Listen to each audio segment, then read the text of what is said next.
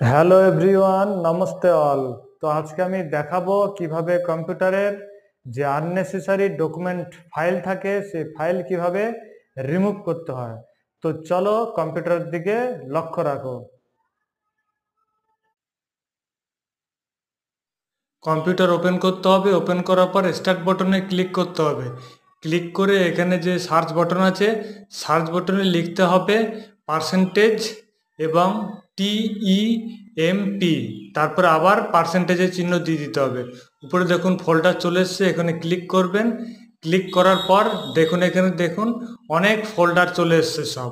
এগুলো সব কিন্তু আননেসেসারি ফোল্ডার।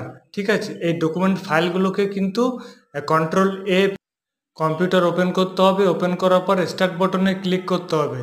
ক্লিক করে এখানে যে সার্চ বাটন আছে, সার্চ বাটনে লিখতে হবে পার্সেন্টেজ এবং TEMP, তারপরে আবার পার্সেন্টেজের চিহ্ন দিয়ে দিতে হবে। উপরে দেখুন ফোল্ডার চলে এসছে, এখানে ক্লিক করবেন। ক্লিক করার পর দেখুন এখানে দেখুন অনেক ফোল্ডার চলে এসছে সব। এগুলো সব কিন্তু আননেসেসারি